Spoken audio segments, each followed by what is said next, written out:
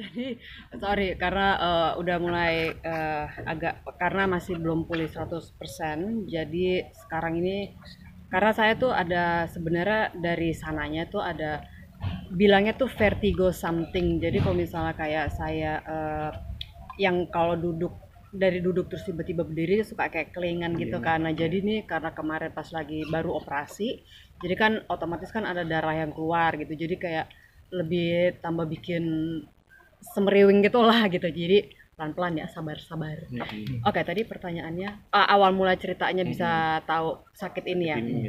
Jadi di tahun mulai dari mana ya? Jadi saya tuh Agustus 2023 itu medical check up. Nah, pas lagi medical check up itu USG, yang namanya juga kan lengkap ya, ada USG-nya gitu. Nah, pas lagi di USG itu ada kelihatan nih benjolan. Nah, kalau di dunia medis setiap yang namanya benjolan itu pasti dinamakan tumor.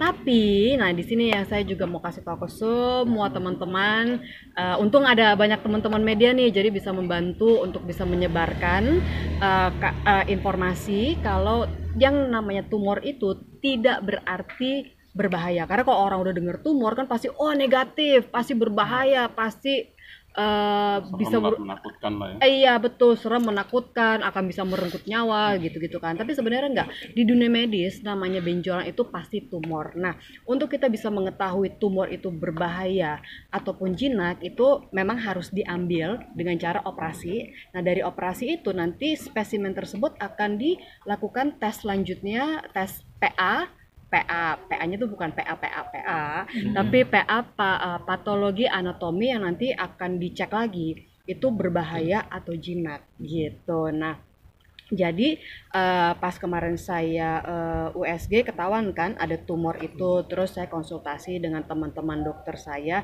gimana nih apa yang harus gue lakukan untuk bisa make sure gitu, karena saya tipe orang yang sangat menjaga badan, menjaga kesehatan karena kan ini tabungan kita untuk masa depan ya gitu kan. Jadi saya tanya sama mereka, next step apa nih yang paling baik? Mereka bilang ya CT scan atau MRI. MRI udah paling bagus deh karena akan bisa lebih jelas kelihatan semuanya gitu. Nah, oke, fine, gue akan MRI. Setelah MRI apa?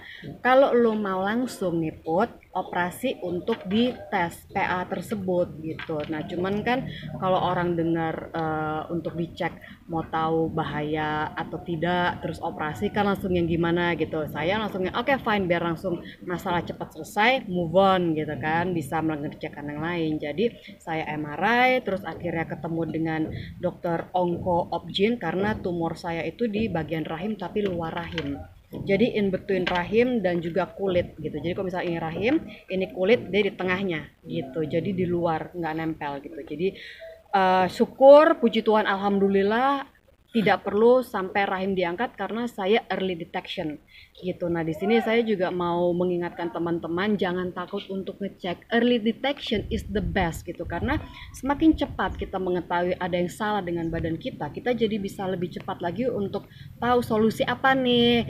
Apakah minum obat aja cukup atau sampai harus ada tindakan yang lain gitu. Nah, jadi early detection, cek, tes, jangan takut gitu karena semakin kita takut akan semakin lama lagi kita mengambil keputusan itu justru kan malah bikin kondisi tersebut amit-amit lebih parah lagi gitu. Nah, jadi di situ sih Mas saya taunya gitu sampai akhirnya kemarin tanggal November 20 saya operasi untuk diangkat tumor tersebut dan nah di sini saya bisa cerita nih karena saya udah ngomong sama saudara saya sama keluarga saya dan juga udah keluar di sosial media saya. Kemarin hari Rabu saya kan kontrol ke dokter untuk buka perban dan juga kita bisa baca bersama hasil PA tersebut dan syukur puji Tuhan alhamdulillah hasil PA saya tumor saya jinak gitu. Jadi ya itu sih kenapa saya benar-benar rekomend teman-teman cek early detection jadi supaya supaya kita bisa langsung bisa tahu apa yang harus kita lakukan gitu. Itu mungkin ada Pak, salah satu penyebabnya mungkin faktor makanan, pola hidup sehat atau apa yang menjadi penyebabnya? Oke. Jadi kalau setiap perempuan itu, nah justru kemarin saya baru tahu dari dokter onko saya, rahim itu adalah rumahnya yang which is itu bisa menyebabkan adanya tumor atau kista gitu kan. Itu udah pasti ada di setiap perempuan, kita kan punya rahim semua perempuan. Nah itu memang kemungkinan untuk muncul ada. Nah, cuman yang menyebabkan dia muncul masih belum ketahuan nih, kenapa gitu. Karena saya selalu berusaha untuk hidup sehat, makan juga sehat, tidur teratur, tidak merokok, minum juga cuman paling wine gitu kan, itu juga nggak sampai 1 botol gue minum gitu kan. Jadi ya masih susah juga untuk dibilang sebenarnya penyebab bisa muncul itu apa gitu. Tapi ya memang resiko tuh pasti ada gitu. Yang paling penting adalah kita harus kontrol gitu aja sih. Iya, dan dokter sendiri menyarankan apa ke depannya untuk Mbak Putri lebih perhatian lagi tentang kesehatan? Yang pasti karena kondisi saya sudah begini, jadi otomatis saya, apalagi kan ini kejadian masih baru banget ya, jadi per 3 bulan saya harus kontrol gitu kan untuk kita melihat. Nah pokoknya rutin kontrol itu udah pasti banget, nggak boleh enggak gitu. Nah palingan ya hidup sehat. Hidup sehat itu kalau bisa sih nggak stres, cuman susah juga ya kita kagak stres ya Bu ya. Mau banyak duit, mau duit dikit stres juga kita kan.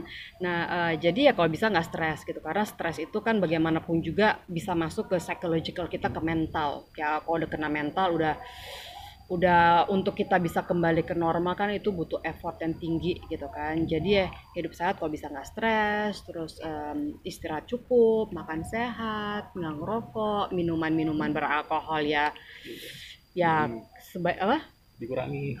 dikurangin gitu. Jadi gitu sih sarannya. Mbak, ada efek tertentu Mbak di badan kamu Mbak? Ada banyak? Efek tertentu mungkin pusing, kelayangan atau gimana gitu? Kalau untuk sekarang setelah operasi, ya itu masih ada, makanya tadi kayak pas ngomong sempat twing gitu. Karena ya itu masih belum 100% banget gitu. Cuman saya senang sih teman-teman di sini, saya terima kasih banget dengan teman-teman yang mau mendengarkan cerita, karena buat saya dengan adanya teman-teman ini saya bisa menyampaikan untuk teman-teman yang di luar sana melalui kalian kalau awareness untuk kita cek dan peduli dengan kesehatan itu penting banget. Mbak, setelah tahu vonis dokter kalau ini tumor ini jinak, apa perasaanmu Mbak? Ya senang gitu, karena karena kalau misalnya sampai tumor itu ganas ya otomatis kita harus ada tindakan selanjutnya yang I don't know, kemo atau apa kan, karena kan itu namanya juga ganas, dan kalau udah ganas ya udah ya kita saya nggak bisa ngomong sih kalau udah sampai ganas gimana. Tapi karena kemarin dibilang jinak, entah kenapa ya feeling gue tuh kayak oke, ini baik-baik aja, karena mungkin saya tuh tipe orang yang kita harus positif, karena dengan kita berpikiran positif ya kalaupun misalnya sampai amit-amit ada sesuatu yang tidak mengenakan ya kita jadi jalaninnya bisa lebih ringan gitu. Pernah sempat depresi gak sebelumnya? Iya. Depresi. Gitu. Enggak sih, enggak, karena gimana ya, karena ya itu kayak tadi saya cerita, saya tuh tipe orang misalnya kayak ada suatu masalah, saya bukan tipe orang yang dwell tuh apa ya, kayak yang terlalu berlarut-larut untuk sedih, kepikiran, stres, apalagi sampai depresi ya. Jadi kalau ada masalah, oke, fine, gue ada masalah ini, jadi solusi pilihan apa nih yang gue punya di depan gue, jadi mana yang terbaik yang bisa gue pilih, ini yang terbaik, konsultasi dengan orang-orang yang paham dengan bidangnya, oke, menurut mereka yang terbaik itu oke, ayo kita jalanin, jadi lebih cepat selesai, lebih bagus gitu. Jadi ya udahlah, jadi nggak usah kebanyakan kelamaan ada masalah. Tapi tumor itu sempat mengganggu aktivitas dari Kak Putri sendiri nggak? Nah itu dia, ini nih pertanyaannya, kalau perempuan pasti lebih paham ya, karena pasti semua akan menanyakan pas lagi ada tumor itu apa yang dirasa setiap bulan, apakah rasa sakit atau mungkin bulanannya kita itu ada masalah gitu kan. Enggak ada sama sekali. Jadi setiap bulan tamu kita datang dengan rutin.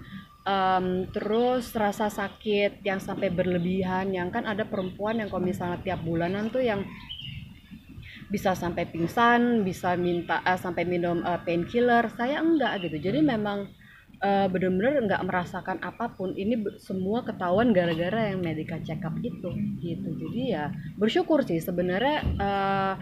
Sebenarnya Tuhan itu udah memberikan ketokan buat saya. Oke Putri, ini gue kasih tanda nih, masih stage awal gitu kan. Nih gue kasih tahu kalau ada problem dengan di dalam badan gitu kan. Sekarang terserah lo nih mau diapain gitu. Jadi ya karena gue udah dikasih tahu sama Tuhan, masa iya gue mau ntar dulu gitu daripada jadi tambah parah kan. Kak Nggak Putri. ada efek secara fisik ya? Sekarang mungkin lebih lelah, udah capek atau apa gitu. Ya, karena masih proses recovery sih masih lelah. Dari tadi ketahuan kan ngomong aja kayak udah. Agak capek. Uh-uh. Agak berat itu. Kalau boleh tahu recovery itu berapa lama kalau secara medis itu? Nggak tahu, tergantung dari setiap orang ya. Kayak ini basah nggak apa-apa ya? Nyetrum dikit lah. Kalau untuk proses recovery-nya berapa lama itu tergantung dari setiap orang ya, karena kan iya. Sama positive thinking gitu. Oh, itu udah pasti. Kita harus selalu positive thinking. Sempat turun berat badan berapa kilo sih Kak Putri? Yang pasti kemarin waktu sebelum operasi disuruh puasa. Puasa yang dari gue operasi tanggal 20, masuk rumah sakit tanggal 19, dari tanggal 18 udah disuruh puasa tuh. Yang terakhir makan cuman bubur di tanggal 18, bubur jam 12, jam 1 siang max. Habis itu full liquid, air putih, susu gitu. Jadi ya lumayan turun sih. Kemarin pas lagi kontrol cek timbangan tuh 45. Itu juga udah naik. Berarti kan sebelumnya lebih rendah lagi. Tapi selain tadi yang hal-hal yang dikonsumsi bersifat negatif seperti mungkin alkohol atau smoke gitu, rokok gitu, ada hal yang dikonsumsi yang juga berpantangan untuk makanan seperti itu. Nah ini yang menjadi kontroversi juga ya, karena saya banyak ngobrol dengan teman-teman dokter saya gitu kan. Saya juga nanya ke beberapa teman dokter yang menurut kalian nih pantangan apa sih yang harus gue jaga gitu kan, jangan gue konsumsi dulu selama, apalagi kan sekarang udah ada ini. Dan walaupun saya tumor yang kemarin besar udah diangkat, tidak menutup kemungkinan kalau tumor itu bisa kembali muncul walaupun hanya 2% ya, tapi tetap aja 0,000% kan tetap aja betul gitu. Jadi nah kembali ke pertanyaannya tadi soal masalah pantangan makanan gitu kan ya. Nah ini yang menjadi kontroversi karena ada dokter onko yang di luar negeri itu dia punya pasien cancer yang makannya tidak sehat, tapi vegetarian pun mereka cancer gitu. Jadi sekarang ini kalau misalnya dilarang nggak boleh makan daging merah atau lu cuma boleh makan ini, tapi ternyata buktinya yang pemakan daging merah dan pemakan sayur-sayuran aja both mereka ada cancer gitu kan. Jadi ya sekarang ini banyak dokter yang pada bilang ya udah lu makan apa aja bebas, tapi tetap aja harus tahu diri gitu kan. Jangan yang kolesterol semua, lemak semua. Artinya diatur ya pola makan. Tapi otomatis sekarang jauh lebih disiplin ya. Saya memang dari dulu udah disiplin untuk masalah yaitu tabungan badan sehat untuk masa depan gitu. Jadi memang saya sudah disiplin gitu. Cuman ya sekarang ini yang harus saya lebih disiplinin adalah bukan hanya masalah hidup sehat, tapi untuk lebih kontrol ke medical check up sih. Itu yang harus jelas tiap tahun harus gue bikin.